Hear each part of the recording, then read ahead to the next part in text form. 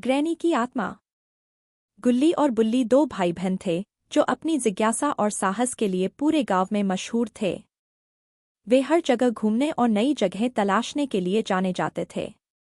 एक दिन गांव के कुछ बच्चों ने उन्हें चुनौती दी, अगर तुम्हें सच में बहादुर होने का इतना घमंड है तो जाकर पुराने महल में रात बिताओ। पुराना महल गांव के बाहर घने जंगलों के बीच था।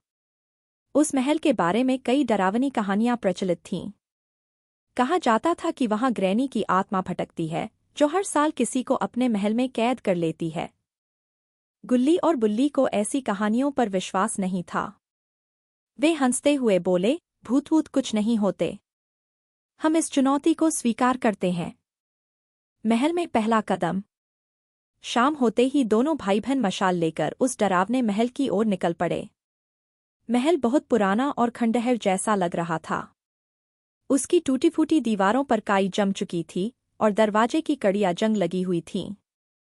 हवा में अजीब सी ठंडक थी जो सामान्य नहीं लग रही थी।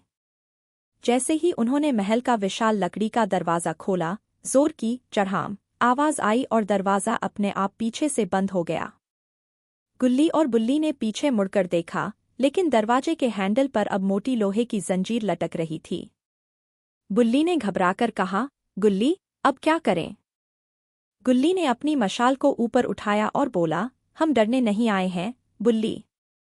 आओ, अंदर चलते हैं। वे दोनों जैसे ही आगे बढ़े, अचानक पूरे महल की दीवारों पर लगे चित्र हिलने लगे। ऐसा लग रहा था जैसे उन आंखों से कोई उन्हें घूर रहा हो। तभी एक जोरदार ठहाका गूंजा और सामने धुएं के बीच से एक परछाई उभरी। वह ग्रैनी की आत्मा थी। खौफनाक प्रस्ताव। ग्रैनी की आत्मा झुकी हुई थी, उसके लंबे सफेद बाल हवा में उड़ रहे थे और उसकी आंखों में अजीब सी चमक थी। उसके हाथ में एक पुराना, जादुई लकड़ी का बॉक्स था। उसने ठंडी और डरावनी आवाज में कहा, बहुत बहादुर बनने आए थे, हाँ?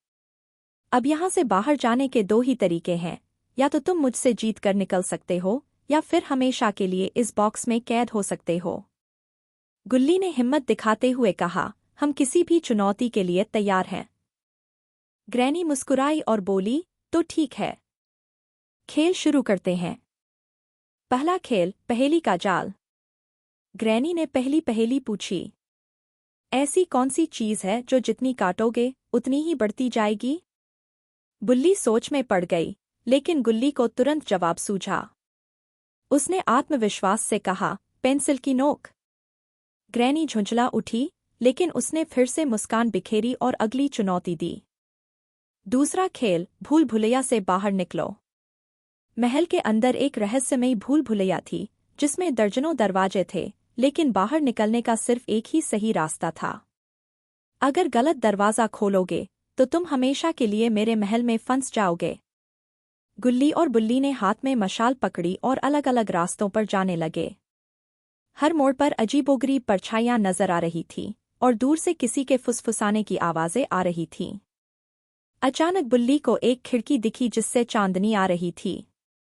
उसने गुल्ली को आवाज दी, इधर आओ। यह दरवाजा सही हो सकता है।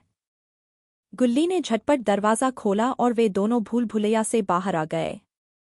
ग्रैनी गुस्से से चिल्लाई, तुमने फिर से जीत हासिल कर ली। आखिरी खेल, जादुई बॉक्स। अब ग्रैनी ने आखिरी चुनौती दी।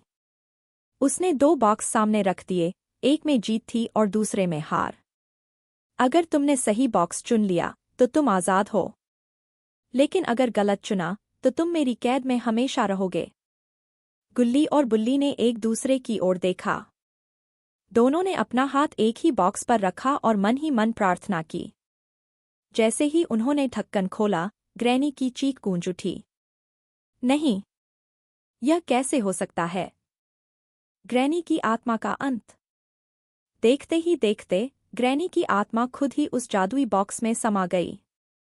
बॉक्स जोर-जोर से हिलने लगा, लेकिन गुल्ली ने उसे कसकर पकड़ लिया। बुल्ली बोली, हमें इसे हमेशा के लिए खत्म करना होगा। वे दोनों दौड़ते हुए महल से बाहर निकले और पास के गहरे दरिया में वह बॉक्स फेंक दिया। जैसे ही बॉक्स पानी में डूबा, दूर से ग्रैनी की दर्दनाक चीख सुनाई दी और फिर सब कुछ शांत हो गया। महल का रहस्य खत्म। गुल्ली और बुल्ली जब गांव लौटे तो लोग उन्हें देखकर हैरान रह गए। किसी को यकीन नहीं हो रहा था कि उन्होंने ग्रैनी की आत्मा को हमेशा के लिए खत्म कर दिया था। उस दिन के बाद महल फिर कभी भूतिया नहीं लगा। वहां की हवाएं भी सामान्य हो गईं और गांव के लोग बेखौफ होकर जीने लगे। लेकिन कहते हैं कि अगर रात के सन्नाटे में उस दरिया के पास जाओ तो कभी-कभी एक हल्की सी फुसफुसाहट सुनाई देती है। मुझे इस बॉक्स से बाहर निकालो। समाप्त।